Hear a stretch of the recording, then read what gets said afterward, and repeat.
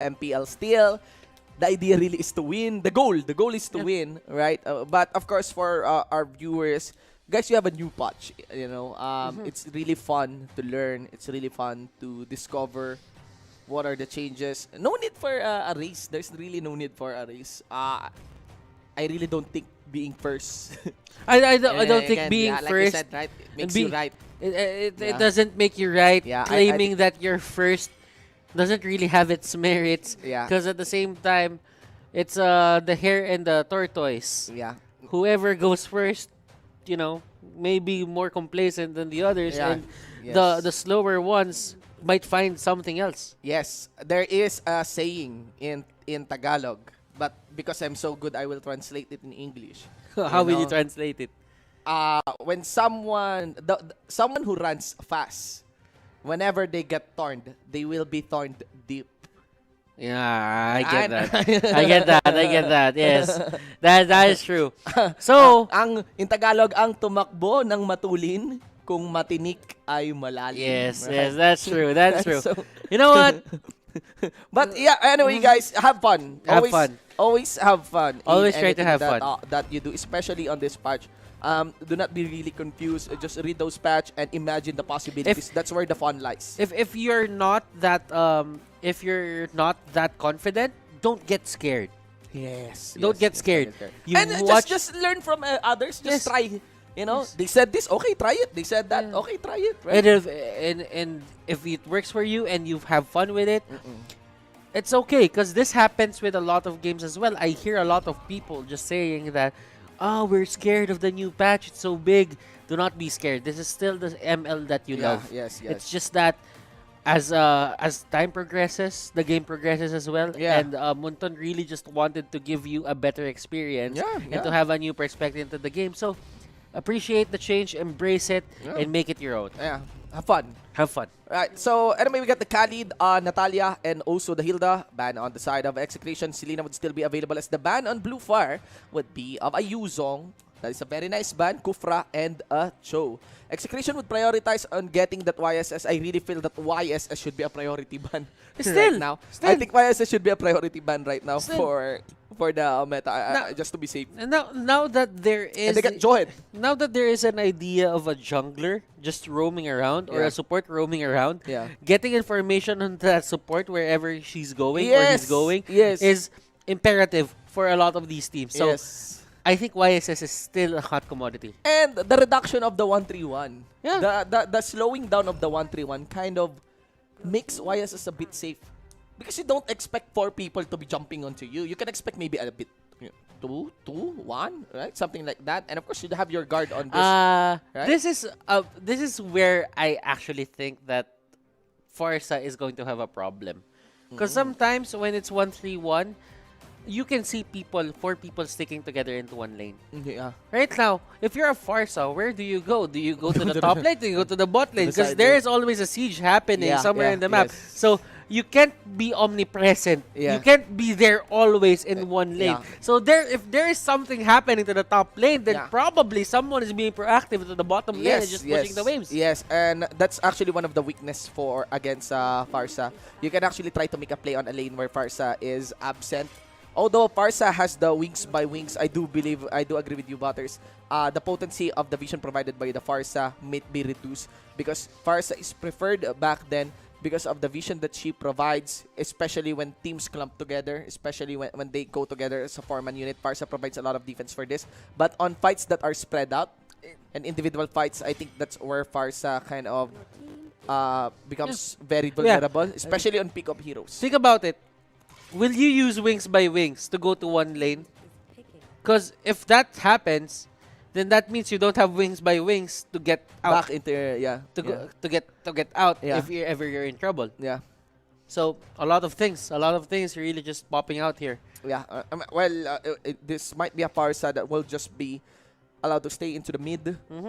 Same as how supports are being done here. Very interesting actually on the Loyi.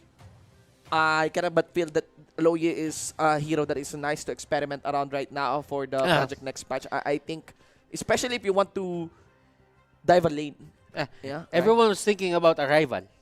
Yeah. But then again, if you have a hero with an ultimate, that can that teleport can you teleport the whole you team. anywhere. It makes sense because back then, I mean, a certain patch in the Open Qualifier, someone did say that he is the best. She is the best support. But then again, aside from the nuking power, what more can you get out of the ultimate? Because you don't really use it as much. There is a very big But question for right that. now, if you use it and you want to defend a lane, you can just pop your ultimate, get in a safe place, and just defend. Indeed, indeed. Well, we get the Lunox here for the side of Execration, ladies and gentlemen.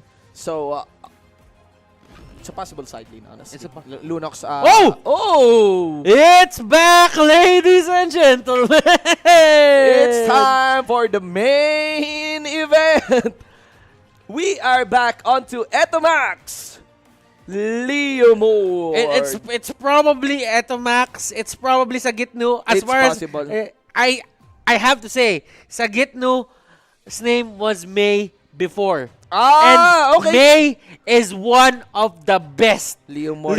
players in the Philippines. Yeah, I think we have Etomax Loyi and we have Sagitnu on the. We got Sagitnu on the Leomore. Funny. Of course! Of course! Go for it! Why not? Well, it's already locked in, right? So, yeah. They don't have okay, there is Chakno there with a single target lock with unstoppable force in the ejector. But for Limbs here, if he is safe in terms of engaging, then it's probably gonna work on his side. But Leomord and Fanny coming out and joining the MPL fun. Leomord, Benny Cutie. All right. I mean, yeah. I think Benny Cutie is capable of doing so as well. Yeah, why not? Yeah. He's capable. I mean, we're just basing it on our previous stats, guys. We got Etomax really playing Leomord. We also have Sagitnu playing Leomord. But, I mean, having two skilled Leomord players, give it to the Leomord player. Why not Benny make it Cutie. 3? Why not make Why it not 3? make it 3? I mean, We have that. 2 Leomord players. Why not make it 3? Make it 3. Or probably give Chaknu a tank Leomord as well. Oh, yeah. Just, So you have 5. you I have 4. You have 4. Then Then hate probably. yeah, You get 5 Leomord players. Why not? What's Why not? better than 4? Yeah, Make it Make 5. it 5. Quick match, you know, it's inspired by Imagine there. Man, I think everything got wiped off the table, same as everything got wiped off when the Project Next patch was introduced. We have a Fanny here. I have no idea where is that coming from, but I have no complaints. I have no complaints as totally well. no complaints for this game. And you know what? We didn't really talk about the Terizla. Yeah. I mean, Terizla Terizla is okay to greet the Loyi. was balanced. Yeah. A very balanced hero right now. Yeah. His current passive was taken to the previous one, that season 3 Terizla pick that they were doing.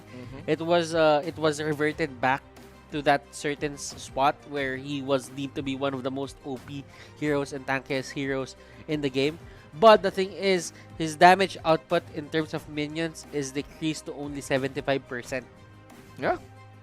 One of his skills, yeah. Yeah, one of his skills. So there is a good attention that is given towards the Terizla right now. Although there are a lot of changes actually for heroes, and we're yet to actually see our revamped heroes in MPL, and I'm actually looking forward into seeing that, especially next week. I think next week they're already allowed, right? But yeah, with this kind of lineup, my side lane on the Leomord, I think Leomord EXP lane. You still have YSS. Oh no. Sorry. This is probably What do you think? YSS jungle? It's possible. yeah, it's a possibility. It's a YSS jungle, possibility. yeah. Now I think YSS jungle. I Leomord think- side lane still. I think it's going to be Yison Shin and Lunox in one lane. They're just gonna poke the hell out of the enemy, the one just staying there, and that only. I'm means curious. I think between the two, because you have two side laners, you got Lunox and also Leomord. So I think EXP lane Lunox, gold lane Leomord. I mean, Leomord kind of benefits on the level 4. Or Very possible, but they could revert to 1-3-1. yeah, I mean, there's a lot of possibility for that There's draft. a lot of There's a lot of possibility. possibility for that draft, because the thing here is there's kind of a blurred line whose ultimate is more valuable, whether it is Lunox or Leomord. But if I'm thinking about it, I think I would just go for the Leomord EXP lane. Yeah. I think Safe. Barbiel is really impactful. That's a very big power spike for Lunox once Barbiel is already online compared to the Lunox shifting forms, right? So, Execration here. Yeah. Surprising us, but... And I want to talk about the Fanny. I think the Fanny here pick here for the What? side of Blue Fire. It's There's no, I think there's no there- reason. I don't really think that there's a reason, but in terms of the catch here for the side of Execration, they only have one. Yeah. So I think as long as you don't have anything to lock down Alright. limbs, it makes sense. All right, so there we go. My vote was wrong. We get the Leomord on the gold lane. We have the Lunox on the experience lane. And here's a fun fact. We have Hate also joining the experience lane. So yeah, and it's going to be Sagitnu and Hate in one lane, and they're just gonna poke the hell out of the enemy team. And the enemy hero Oh! onto this lane. Oh, Nice jump by Oh, wow. Secret. That was very quick against Hetomax. All right. And that's the blue buff onto limbs. Okay. But that So- is going to be the lane. so what they did was after that XP lane, Hate goes to level 2. He gets the Little Wanderer, and he heads straight for that purple buff. So that's the certain rotations that the enemy team, that the teams are doing here. If you get a carry fighter or a carry side laner, you would put the marksman onto the XP lane, then just get his levels. And look at this. So what Chakno is doing is just going for the reset, right? A disruption towards Limbs that force actually Limbs to get his recall. He does understand that the Fanny has nice capability of returning to his own buff. So what Chakno is now doing is he's trying to get some attention by visiting again the orange buff. But yeah, that is the first of the early small leads here by Execration. Another goes sa Gitno. Chakno dancing around against Limbs. Alright. And Etamax here, getting the level 4, and they will. And this is Hate. Just Of course. they're flexing, and Of right course. now they are making money. Make it rain. And look at that. Benikitty doesn't even need to use the barbell. Still has the green dot on the moment that Hate actually visited that lane. Guys, that is very important. And that gold lane gank, that's a lot of gold now for Hate.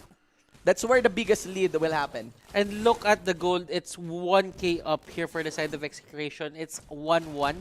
Yeah. So if you think about it, that's 1.4k gold given to the side of Execration just because of that one sequence that Execration did. Wow, that's really high, and Sagitnu here is getting a fair share as well. Yeah, of gold. That's how it's done. Ladies and gentlemen, no surprise. By the 4-minute mark, I'll be seeing an early item here for Hate. But Hate is eyeing actually the late game here by choosing the killing spree. And Chaknu, you know, is being impactful. That's totally okay. He did throw Limbs out. And that's all he needs. That's all he needs. He just needs to disrupt continually. The Mounting Chakra gets casted. There is a kill though done by the Lunox, if I'm not mistaken. There's gonna be Chaknu who goes for the unstoppable force towards And Fuzz Chaknu got the Chaknu buff. got the buff. That's how it's done. It puts in the logo of the Onyx here. Oh And, no. yeah, that's Etamax also following through. Doesn't matter. Even with the death on Etamax, that's a lot of pressure there by Execration. And lots of freedom for Hate. And Benikitty also farming in. And guys, that's the final minion. That's the final artillery. Gold artillery gold. Yeah, that's the final artillery gold that we'll be seeing on the gold lane. So that's a 340 mark, guys. And yeah, all lead on Execration. 2K. Yeah, and Sagitnu here getting chased down, doesn't have the mana, but Hate is here. And that arrow will connect. You know what? I really like the idea of Oh my God. Yisun Shin Yeah. being the jungler. Because in terms of rotation, he has good range. Just look at that. Oh Ladies my. and gentlemen, what Benikitty decided to go for is a very early, instead of the Bloodlust Axe, he went for a very early Blade of Despair on his way to actually building it. He got the 2 Legion swords already up, and I think Raptor Machado and a physical attack dagger is present also towards Hate. It can't be denied though that Benikitty will be getting more gold or maybe something. I'm not so sure yet. We want to revisit that, but it will be no surprise if Benecutie really has an accelerated gold. He is in the gold lane and he is winning.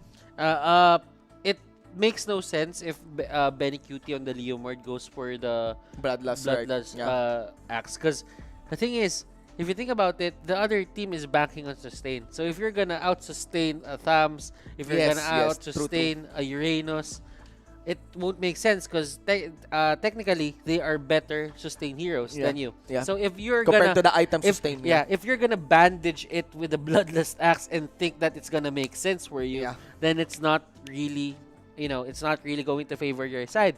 But if you think about it, if you go for a Blade of Despair, they don't have their core items. When you step on them with Barbiel, the Phantom Steed, whatever regeneration there is, it's gonna take a heavy chunk out of their HP. And it could take them to 30%, where Leomord shines more.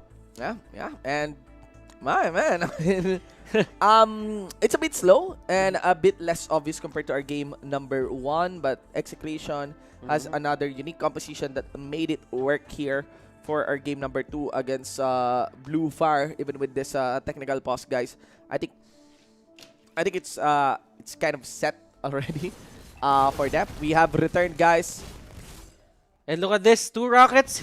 I was thinking if the damage would be enough. I honestly thought it might be an execute or it might be a finisher for the Fanny, but Probably at 4. Probably at 4. Probably at 4 rockets, it could make sense.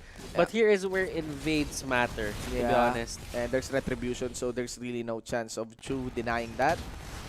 And look at Louis just staying into the mid lane. And you know what? What I'm actually surprised about here is you put a Louis into the middle lane. Sheila doesn't have the certain mobility. Secret here is between the crossfire here of 3 heroes of Execration, and he won't really live. But putting a Louis into the middle lane, he doesn't have that certain amount of mobility, But the thing is, they made it work again. And it's a very defensive hero. Yeah. The Loyi. You just put your first skill here. You just put your dispersion, and you could have a lane that you can steadily shove and clear. And well, Unseen is just dancing around. He's not fully backing. That's very risky for him. If Benecutie decides to go, good thing the Barbell is already down for that side. Curse of Crow. Energy impact not gonna be connecting, and of course with that, Execration would just retreat by a bit just so they can take this turtle, guys. Guys, the lead is too much. Get 6k here. Legion Sword 2 onto the side here of Hate. Also a kill. No, actually the turtle secured for him. And, even the Mounting Shocker would hurt a lot against the side of Blu Fire here. The only built item that I'm seeing would be of a Queen's Wings and, of course, a Clock of Destiny for Blu Fire. But, hey, you know what?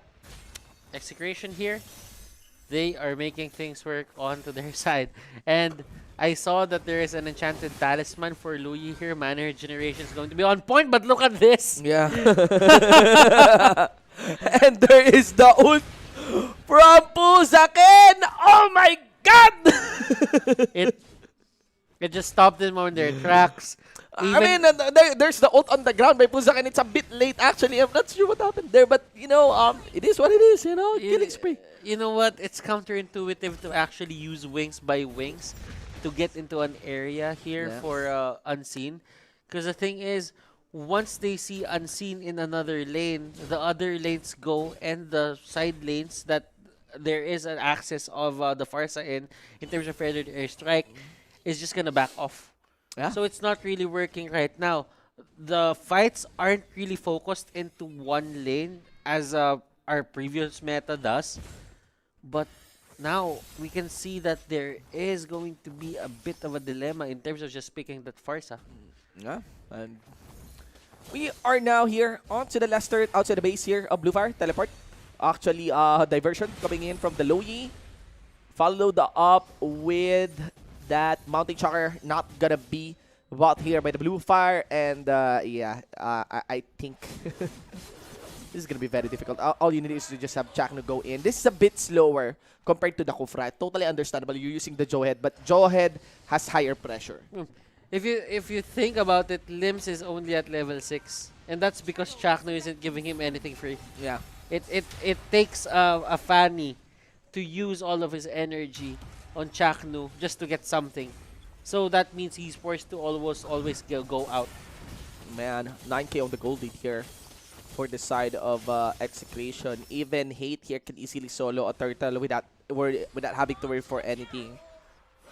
I'm actually, I'm of course this is Blue Fire. We are still watching. This is a Blue Fire match. We are still watching, but I wouldn't be surprised that really a team which comes prepared, even by just a margin against another team, and totally understand one mechanic of the next patch against their opponent. I think yeah, it could lead to one-sided series really, one-sided matches really, because you can drafting and of course laning is as close to a checkmate. You can already set up a checkmate just by laning and just drafting alone. And look at the nuke coming out here from Luyi, and this is pressure on all sides of the map.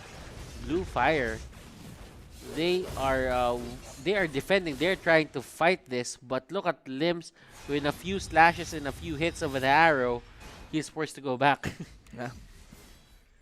Wow, they need to go steady here. Sagitno kiting back. There is a very beautiful ejector there against a secret delivered towards Sagitno. Okay.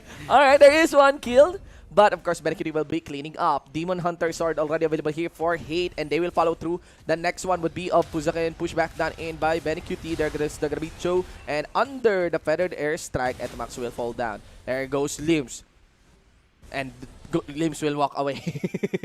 And oh man, this is really just hard for the side of Blue Fire. Yeah. They cannot do anything at this point. Well, it takes a couple of mistakes for Execration for them to actually come back from this. But at this point, a team of a caliber like Execration, they won't really back down. And look at this going in. Yeah, very good flicker Very there. cutie. Yeah, very good flicker there actually by Unseen. Especially the quick initiate by BeLegendary. He's just baiting secret here.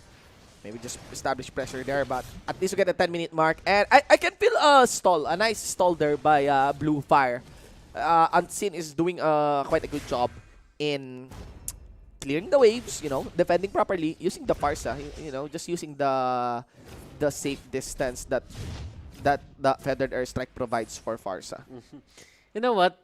One of the things that I've noticed is if you have a good jungle rotation or a good jungle pattern into just getting the minions or the monsters, you can probably go solo lord at 10 minutes.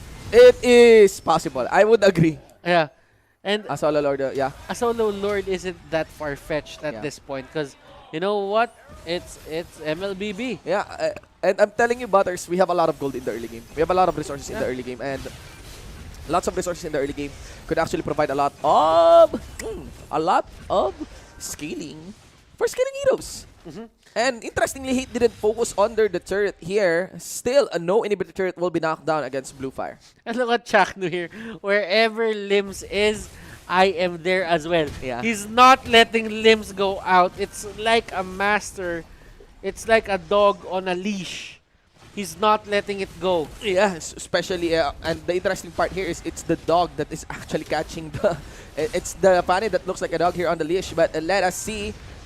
The turret is still alive. Finally, Hate decides to go for it. It just only takes one hit to finish it. And yeah, inhibitor turret is down for that part. But still, the game is up and available for Blue Fire. But it's only a matter of time. Another diver by BeLegendary cancels out the feathered airstrike. Chaknu fully commits. He gets stopped by most of the members of Blue Fire. It doesn't stop him from killing Unseen though. And yeah, now that gives freedom for Hate again to target his second inhibitor turret down in the mid. They go for that top lane side. BeLegendary now will be going back into his normal form as the Barbiel will expire. There is going to be Sagitnu stay into the front line. Chaos Darkening will be casted. Paid away actually. And now he has his Brilliance on. It's going to be Limbs missing some of the cables, ladies and gentlemen. But the moment it goes in towards Sagitnu, Sagitnu will be casting that Order of Brilliance. And yeah, that's it. I'm actually seeing Sagitnu with a big smile on his face. Yeah. That Sagitnu's meta was actually the carry side lane. Where you have all the time in the world to get farm for your side lane. It doesn't matter if you have 2 cores. And scale, right? And scale. So I think with 2 very strong cores, or 3 strong cores from the side of Execration, they can make this work on their favor. Yeah. And Fanning is a very difficult hero to be utilized. Oh my god, a full combo here done by the members of Execration. This is the explosiveness that we are waiting for. Even in this one-sided game, layered with everything from Hate's Mountain Shocker to Benny Curie's Barbiel. I think that might be it. We get some minion wave still. Fuzaken and also Chu is still alive. Etomax will be going back. He does have his ultimate on. He can easily teleport in and diversion onto the base here of Blu Fire. TPs are also coming in. Wave clear onto Benny Curie. Hate is also kiting back. Chu is just dancing around. And Lives is gonna be there. Again, I just want to go back to my point that the Fanny is really not an easy hero here to be utilized ever since, you know, at the start of Mobile Legends. She is like a hero that invites challenge to a lot of players. And yeah, I mean, we are seeing here, even though there is some good performance there on the Fanny, and it takes a lot of mastery actually to get it to this level, I think Liams needs some improvement still on the cable work. On the cable work of that Fanny, because we're seeing some missed cables for that part. There goes Chakno, they go for the dive. Chu into the front line, flicker in, no ejector, and there goes Liams. He wants to get into the base of the other team. He gets chased down by Benekiri along with Hate. And I think that's it. Already one skill unlocked for Hate here. Ladies and gentlemen, there's still an artillery minion. Etomax also going to be receiving some damage from the Blue Fire's defense squad. Remember that it's only just 4 members alive. Benekiri in critical health. Chakno also goes for the dive. Barbil is still online for Benekiri, but of course, onto the side there goes Chu. He wants to target him. He wants to target Benekiri. They go for the wave clear. They're just dancing around. There goes Chakno onto the side, and Blue Fire tries to maintain composure. Benekiri flickers in, wants to make an explosive pick, and he has done so, and that is it. 2-0. Ladies and gentlemen, for the side of Execration. Execration here just showing us that their understanding in terms of the game being annoying and just exerting, just flexing that map control that they have. They make it work on their side, and goodness gracious, it's a 2-0.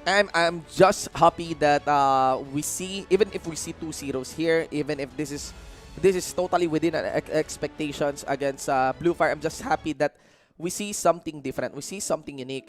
And that is mainly from the side of Execration. The best part is, you know, seeing something unique and you see it work. Yeah. You know, we have a side lane Lunox. We have a Leomord getting reintroduced. We have the YSS being played not just in the jungle position, but also on the gold lane. Yeah. Gold lane position. Whatever Execration did there was self-explanatory. You saw that as well. It was an open book. It was a storybook for kids that everyone can actually read and understand. Then again, you can do that too. See, this is what we were telling you about, that the new patch isn't really daunting. As long as you put a bit of, you know, creativity, imagination, and all those stuff, you can really make it work. And that was actually a good strategy from Execration. Yeah. And it was a 2-1-2. And even us, we think that we can do that for our certain games that will happen in the near future. And I think it follows through with what we are advising. It's fun. It's fun. Watching it is fun. Casting it is fun. I would dare say even playing it might be fun as well. Yeah. You know, Execration, from the looks of it, they actually had fun in doing that. But it takes more than that to actually fully conclude what the Project Next patch is. I would dare say even the Bren, ending the winning streak of Bren done in by Omega, it's not enough to really conclude the Project Next patch. Even this one is not enough yet to conclude the Project Next patch. I'm not so sure if the whole week, until Sunday is enough to actually conclude what we can say about the Project Next patch. Anyway, guys, that's it for our time. It has been an honor to shoutcast for these games, guys. We're gonna be passing it on to our resident analyst, Manjin. Creation. Direct, may analysis? Oh, okay, may analysis. May analysis pa pala. Sorry, Direct. Tinanggal ko na yung code ko eh. Blue Fire, guys. Yes, sabi nga dito ni na Wolf. Hawakan na lang natin. Sabi nga dito ni na Wolf, kaya pa nilang mag-survive. But then again, sobrang miracle na yung kailangan nila. Isang napakalaking himala yung kailangan nila. Looking at the items right now, guys. Tignan natin. Aray. Yeah, uwing-uwi na talaga, no? Joke lang. 7-0-4 si Hate. Total dominance even though nagkaroon ng first blood, no? Even though nagkaroon ng first blood dito ang Blue Fire. Let's look at the funny stat. Mukhang sinabi na lang ng Blue Fire dito sa kanilang last game na, sige, i-funny mo na. Tapusin na natin ang laban. Sige, gano'n na lang. nothing to win, nothing to lose, attitude na lang ang ginawa dito ng team ng Blu Fire. Then again, they're up against a team na kailangan ng sobrang daming puntos para makabalik sa ating laban. And man, Execration showed us something else, especially highlighting this player, Chaknu, on the jaw head. There you go. That jaw head, Chaknu, no? I think there's an heavy emphasis on the buffs na kukunat kapag maraming umaatake. So going on to our post-game stats, Chaknu, ladies and gentlemen, 2 times niyang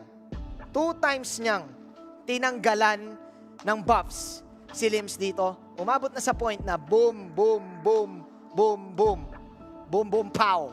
0 ang naging tower damage ng Team Blu Fire and it was a total love set. Kung naglalaro kayo ng billiards at ng pool, gets nyo yon. Wala silang nakuhang kahit anong objective on that game. Sige, isang orange buff, 2 purple buff. Then again, after nung pangalawang kuha ni Chaknu dito ng purple buff, it all went down para sa team ng Blu Fire. Nawala na sila ng pag-asa. Looking into the smart highlights of the game, syempre, I think pwede natin makita dyan yung mga ginawa ni Chaknu mismo na space created para syempre kay Leomord. Ito yon, boom. I think saktong tinimingan na nga lang ni Chaknu yung kanyang ejector. Makikita mo kasi yan kapag bumuelo na yung jawhead dito, makikita mo na talagang mag-e-ejector na siya. And I think alam ni na Lims yun. Unfortunately, hindi pa enough yung damage ng kanyang retribution. Lims was at level 4 up until the 5-minute mark. And these enemies ay umaabot na ng level 7, level 8. Ganoon ka-dominant ang Team Execration on this game, on this season, Shin. And wow, Luyi, I think this is the first time na may nakita tayong Luyi, or probably the third time. Basta hindi natin siya masyadong nakikitang umaksyon, pero pinakita siya ng Execration. This time, I think nagkakaroon lang yung Execration actually ng mga plays na talagang nagiging agresibo na sila. Kasi alam na nila yung kung gaano kalakas yung items nila. Unfortunately, for Team Blu Fire, kulang yung item power spike nila. Kulang yung kalakasan nila to make an outplay. And now for our smart MVP, makikita natin, siya ay walang iba kundi syempre si Hate, no? Yishon Shin, 7, magmamatay ulit 7 minutes in. 7 minutes in, Hate was at level 12.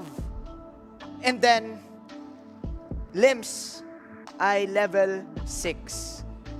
Level 6, man. Pag minainos mo yan, 6. Ang bilis. Wala pang 0.0 seconds na solve ko yung math na yon, no? 6 levels ahead si Hate against the hyper carry hero. Of course, with 98,000 gold, 704, napakabilis, napaka-aga.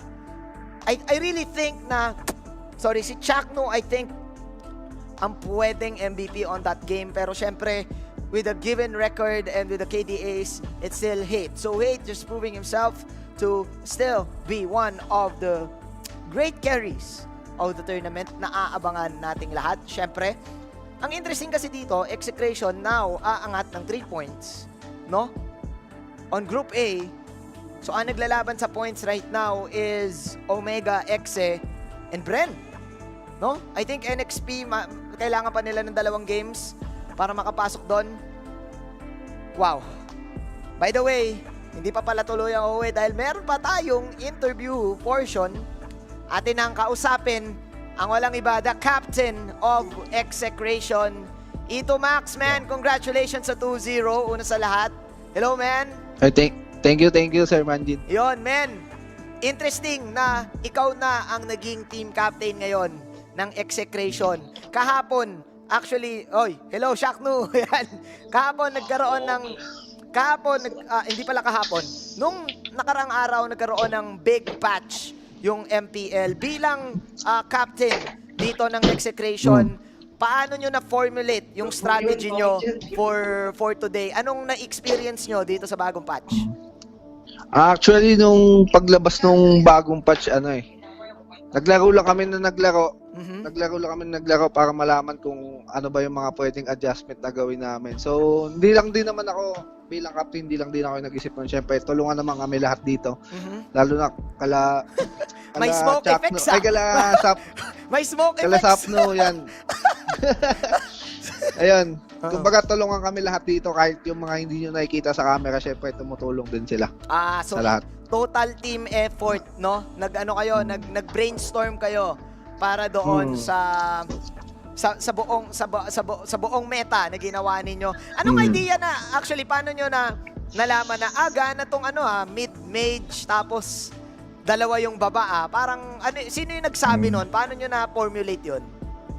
Kasi 'di ba since yung mga side lanes kasi ngayon parang sobrang laki na ng pera na nabibigay Oo.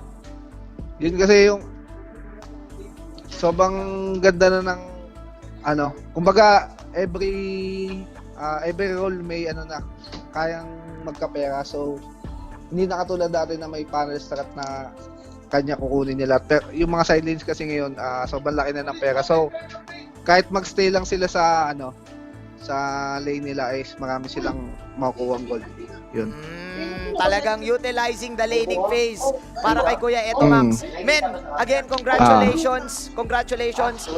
Pangatlo ata kayo ngayon sa standings. Anong masasabi mo sa mga future na makakalaban mo ngayong MPL? Sa mga teams na makakalaban nyo? Thank you sa lahat ng sa mga kalaban ba namin? Oo, makakalaban nyo. NXP, makakalaban nyo. October 2 Oo nga pala. NXP yun. So, sa NXP, excited na rin kami syempre since bagong patch. Syempre marami ring utak doon panigurado. So, magbubungguan na naman ng mga bagong meta yun. Pakitaan ulit natin ng magandang series yung mga manonood yun. Abangan nyo. Bait na. Bait na, Kuya Etomax. Okay, Kuya Etomax. Final shoutouts and saan ka namin makikita, no? Promote mo yung mga pages mo. Okay. Shoutout nga pala syempre, una-una thank you rin kay God sa binigay na panalo sa amin. Tsaka sa mga boss namin, kala Boss Arvin, sa humahawak ng Execration, kala Makay, sa mga tumutulong din sa amin, kala Billy, kala Pakbet, kala Hito. Yan. Tsaka thank you sa lahat ng fans na sumuporta kahit na lost streak kami noong nakaraan. Yun. Babawi tayo ngayon. Babawi ang Execration coming from the captain of Etomax, of Execration Etomax. Congratulations muli sa inyong team. Ay, Manjin. Shoutout lang pala. Nakalimutan ko sa girlfriend ko pala. Sige, shoutout mo. Batiin mo, tol. Shoutout sa girlfriend ko. Sino? Si Kat. Ayos. Ayan, binabati ka ni Etomax, mahal na mahal ganyan. And again, congratulations, Team Execration sa 3 points. Congrats, Etomax. Kita-kits sa susunod. Ay, thank you. Alright, guys. That has been it. Time check. Maaga pa rin ang uwian.